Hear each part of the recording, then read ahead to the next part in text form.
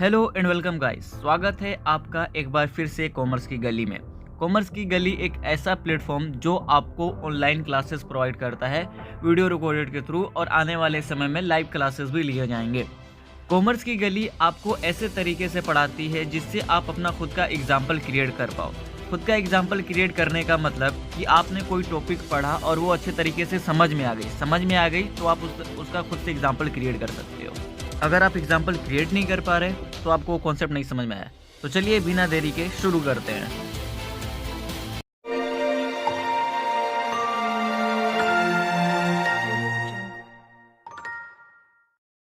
आज हम जिस टॉपिक पर बात करने वाले हैं गाइस, वो कुछ ऐसे स्पेशल्स आइटम होते हैं, इंपॉर्टेंट्स आइटम्स होते हैं एनपीओस के रिगार्डिंग, जो कि जानना बहुत ज़रूरी होता है। मैंने ये चीज़ क्लियर कर दिया था कि ये सारी चीज़ें बुक के लास्ट में दिया है, लेकिन हम इससे पहले ही जान रहे हैं।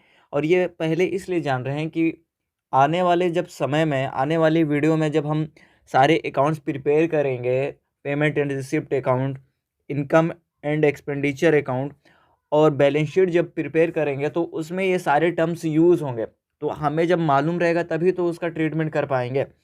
तो इसी के लिए हमने एक और वीडियो अपलोड किया था इससे पहले, उसमें हमने सब्सक्रिप्शन के बारे में बताया था कि सब्सक्रिप्शन क्या होता है। ठीक है, आज हम कुछ ऐसे ही आइटम्स बताने वाले हैं, तो इसे ध्यान से देखिएगा, समझिएगा और खुद से एग्जाम्पल क्रिएट करने का ट्राई करिएगा। नहीं होता है आप कमेंट बॉक्स में लिख करके मुझे बताइए। ठीक है, तो गाइस स्टार्ट करते हैं डोनेशन से। डोनेशन एक ऐसा अमाउंट होता है जो किसी कंपनी या फिर पर्सन से मिलता है, किसी कंपनी या फिर पर्सन से मिलता है एक गिफ्ट के रूप में। ठीक है, गिफ्ट के रूप में किसी कंपनी या फिर पर्सन से मिलता है। ये जो दान की राशि है, आप इस चीज से रिलेट करना कि आपने कभी ये सुना है कि ब्लड डोनेशन कैंप लगा हो, तो आप मतलब आप में से बहुत लोग जाकर के दिए होंगे या फिर बहुत लोग नहीं भी दिए होंगे, लेकिन जाकर देना चाहिए। ठीक है, जो ब्लड कैंप होता है उसमें आप खून को डोनेट करते हो, फ्री में डोनेट करते हो, भाई पैसा तो लगेगा नहीं। तो जो आप डोनेशन देते हो ना, उसी तरह कंपनी कंपनी भी किसी नॉन प्रॉफिटेबल फर्म को, आदमी व्यक्ति भी किसी नॉन प्रॉफिटेबल फर्म को उसी तरह पैसे डोनेट करता है, या फिर एसेट डोनेट करता है, प्रॉपर्टी डोनेट करता है। प्रॉपर्टी में कुछ भी डोनेट कर सकता है, जैसे कि स्पोर्ट क्लब के लिए वो बैट बैट या फिर जो स्पोर्ट किट होता है वो डोनेट कर दे। ठीक है, मंदिर मस्जिद में कुछ जो होती है ना, पूजा की थाली या फिर कुछ ऐसी चीजें, जैसे कि बैठने के लिए वो टेबल चेयर, ये सब खरीद करके डोनेट कर देना। ठीक है, वो सारी चीजें डोनेट करते हैं किसी भी नॉन प्रॉफिटेबल फर्म के लिए। ठीक है, तो ये जो डोनेशन की राशि होती है, डोनेशन का जो अमाउंट होता है, वो बार बार मिलता है। बार बार मिलता है क्यों?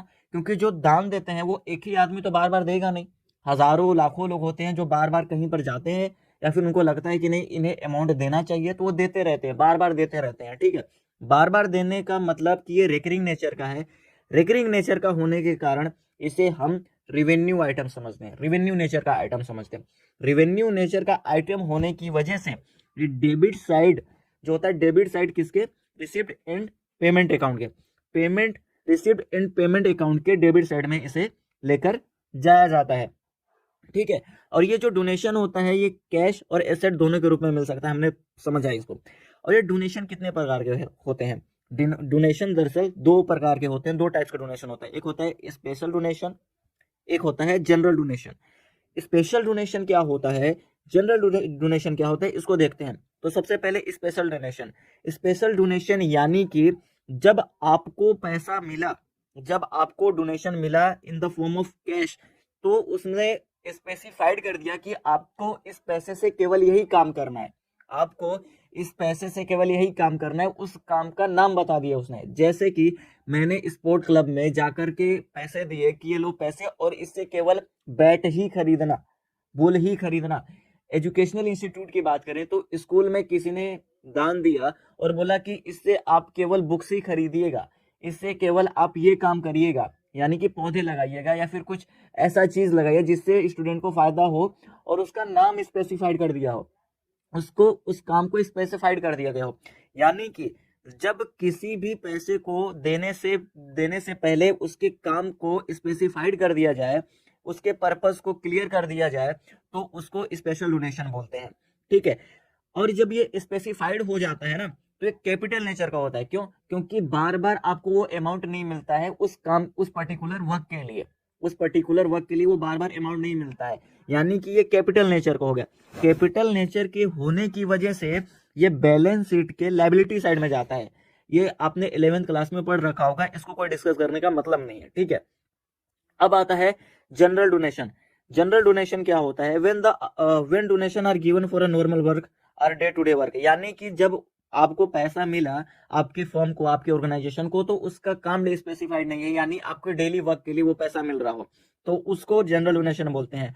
और ये बार बार मिलता है, इसलिए इसको इनकम एंड एक्सपेंडिचर अकाउंट के क्रेडिट साइड में लिखते हैं, ठीक है। हाँ, यहाँ पर कुछ नोट दिया है, if there is anything mention in adjustment, yes, अगर आपको डोनेशन के रिगार्डिंग कुछ एडजस्टमेंट लिखे हो तो एडजस्टमेंट क्या क्या हो सकते हैं? पहला, capitalize half the amount of donation, मतलब आपका अमाउंट दिया होगा उसमें से बोलेगा कि आपके इसके हाफ अमाउंट को कैपिटलाइज करना है, तो उसके हाफ अमाउंट को कैपिटलाइज करने के बाद लाइबिलिटी साइड में लेके जाना है बैलेंस शीट के, ठीक है। और जो हाफ अमाउंट होता है उसको इनकम एंड एक्सपेंडिचर अकाउंट के क्रेडिट साइड में लिख देना है, ठीक है।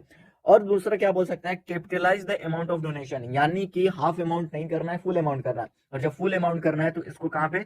Liability side of the balance sheet में कर देंगे। अब आता है लेगेसीज। लेगेसीज क्या होता है? पहले लेगेसीज समझते हैं। ये विरासत होती है, विरासत होने की, जैसे कि किसी हमारे पिताजी का जो घर बार था, सारा जो संपत्ति था वो मुझे मिल गया, ठीक है। इसी तरह ऑर्गेनाइजेशन को भी मिलता है अमाउंट, ठीक है। तो the amount of legacies is types of gift is received from a cash और प्रॉपर्टी, यस, कैश के रूप में भी मिल सकता है, प्रॉपर्टी के रूप में भी बोलता है। हाँ, और जो विरासत होती है, लेगेसीज होती है, वो बार बार नहीं मिलता है। क्या चीज? बार बार नहीं मिलता है, जिसके लिए ये कैपिटल नेचर का होता है। और कैपिटल नेचर का होने की वजह से ये लायबिलिटी साइड में चला जाता है बैलेंस शीट के, ठीक है। लेकिन लेकिन अगर लेगेसीज की अमाउंट कम है, अगर लेगेसीज की अमाउंट कम है, मतलब ज्यादा यूज अमाउंट में नहीं है, तो इसे इनकम एंड एक्सपेंडिचर अकाउंट के क्रेडिट साइड में शो करते हैं, इनकम एंड एक्सपेंडिचर अकाउंट के क्रेडिट साइड में शो करते हैं, ठीक है। अब आता है life membership fees. Life membership fees क्या होता है कि जब आपके ऑर्गेनाइजेशन में, आपकी कंपनी में कोई लाइफ टाइम मेंबर बनना चाहता है, तो एक ही बार में सारी इकट्ठी राशि को वो दे देता है ऑर्गेनाइजेशन को। और जब ये इकट्ठी राशि दे जाते हैं तो वो इकट्ठी राशि सिर्फ एक ही बार मिलती है, बार बार नहीं मिलती है, जिसके वजह से वो कैपिटल नेचर का हो जाता है। और कैपिटल नेचर का होने की वजह से ये डायरेक्ट बैलेंस शीट में चला जाता है, ठीक है। बैलेंस शीट में जाने का मतलब कि वो कैपिटल एंड जनरल फंड में जुड़ जाता है, और कैपिटल फंड क्या आ जाता है? बैलेंस शीट में, ठीक है।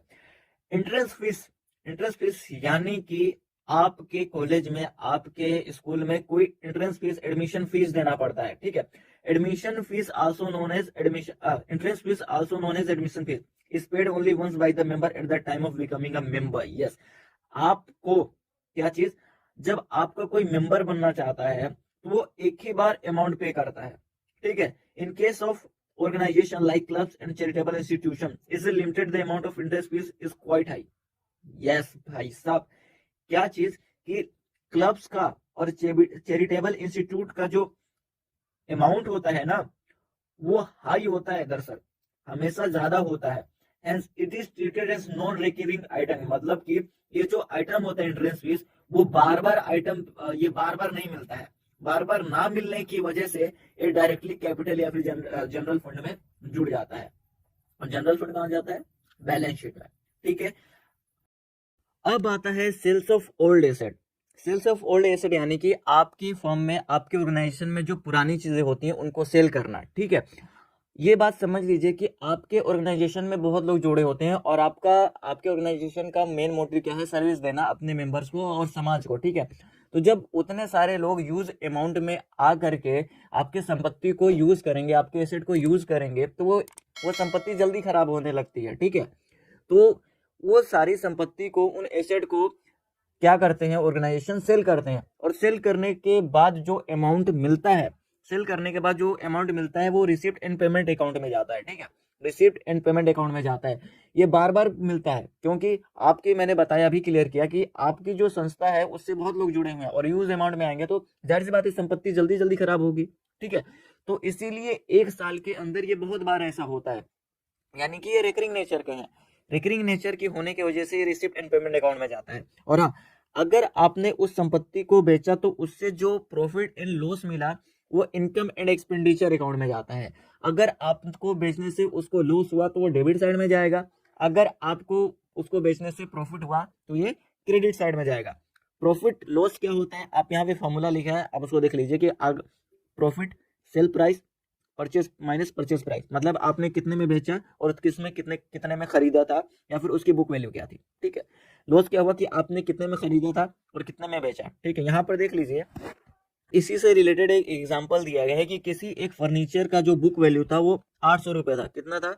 800 रुपये था, और उसको 700 रुपये में बेच दिया गया। 800 रुपये उसका बुक वैल्यू था, 700 रुपये में बेच दिया। तो ये जो 700 रुपये बेचा गया, ये कहाँ? रिसिप्ट एंड पेमेंट अकाउंट में दिखाया जाएगा। कहाँ? रिसिप्ट एंड पेमेंट अकाउंट में दिखाया जाएगा। और ये जो 100 रुपये है ना, तो जो 100 रुपये है ये कहाँ दिखाया जाएगा? इनकम एंड एक्सपेंडिचर, क्योंकि इसको बेचने से लॉस हुआ है, लॉस हुआ है। ठीक है, और आपने कितने की संपत्ति बेची, कितने का एसेट बेचा?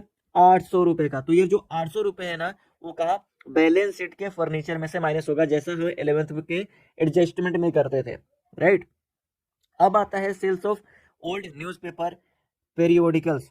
ठीक है, ये जो ओल्ड पेपर न्यूज़पेपर होते हैं वो बार बार आप सेल करते हैं, क्योंकि आपके ऑर्गेनाइजेशन में जो न्यूज़पेपर आता है वो इकट्ठा हो जाता है, जो पत्र पत्रिकाएं आती हैं वो इकट्ठे हो जाती हैं। ठीक है, तो उनको वो सेल करते हैं।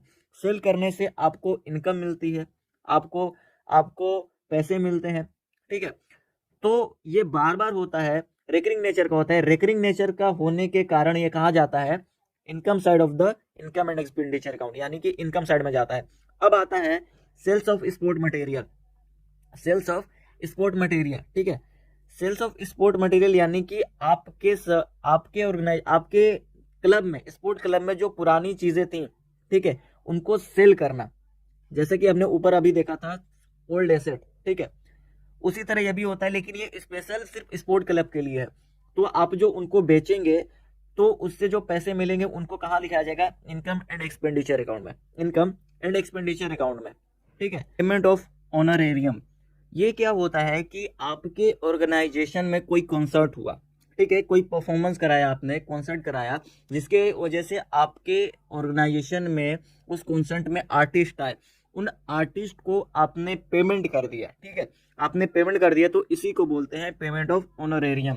और ये जो आर्टिस्ट होते हैं वो जाहिर सी बात है, आपके ऑर्गेनाइजेशन में कोई आर्टिस्ट आ रहा है, अभी आपके ऑर्गेनाइजेशन में सलमान खान करके परफॉर्मेंस करने आ जाए, अरिजीत सिंह गाना गाने आ जाए, तो वो आपका मेंबर नहीं है ना, ठीक है, आपके ऑर्गेनाइजेशन में काम नहीं करता है, तो उसको जब आप पेमेंट करते हो तो उसी को बोलते हैं पेमेंट ऑफ ऑनरेरियम। ठीक है, तो ये जो अमाउंट होता है पेमेंट के अमाउंट, इसको कहाँ बोलते हैं, कहाँ लेकर जाते हैं? एक्सपेंडिचर, यानी कि इनकम एंड एक्सपेंडिचर अकाउंट के एक्सपेंडिचर साइड में। क्या चीज? इनकम एंड एक्सपेंडिचर अकाउंट के एक्सपेंडिचर साइड में लेकर के जाते हैं। गवर्नमेंट ग्रांट क्या होता है? गवर्नमेंट ग्रांट समझिएगा कि जो आपका कॉलेज, स्कूल्स, हॉस्पिटल्स होते हैं वो किस पर डिपेंड होते हैं? गवर्नमेंट ग्रांट पर डिपेंड होते हैं, जो पैसे देते हैं। ठीक है, और ये स्कूल कॉलेज को बार बार पैसे मिलते रहते हैं। क्या चीज?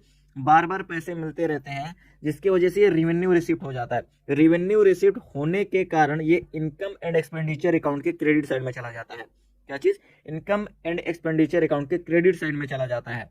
ठीक है, लेकिन अगर आपको गवर्नमेंट से कुछ चीज बनाने के लिए मिला, यानी कि आपके स्कूल में बोलना है कि 2 क्लासरूम और बनाने हैं, बिल्डिंग बनाना है, ठीक है, तो इसको कैसे ट्रीट करना है? कैपिटल रिसिप्ट में। और ये चीज कहाँ चला जाएगा? बिल्डिंग फंड में। और बिल्डिंग फंड कहाँ चला जाएगा? लाइबिलिटी साइड में। लाइबिलिटी साइड यानी कि बैलेंस शीट के। ठीक है, noted that some not profit organization receives cash subsidy. Yes, कुछ ऐसे ऑर्गेनाइजेशन होते हैं जिनको कैश सब्सिडी मिलती है, और एक जो कैश सब्सिडी होता है वो रेकरिंग नेचर का होता है। रेकरिंग नेचर का होने की वजह से इसको क्या चीज? इनकम माना जाता है, और ये कहाँ चला जाता है? इनकम एंड एक्सपेंडिचर अकाउंट में। क्या चीज? इनकम एंड एक्सपेंडिचर अकाउंट में चला जाता है। तो गाइस, आज की वीडियो यहीं खत्म करते हैं। आने वाली वीडियो में हम डिस्कस करेंगे different between profitable organization and non profitable organization के बारे में। तो guys, take care, bye bye, have a nice day.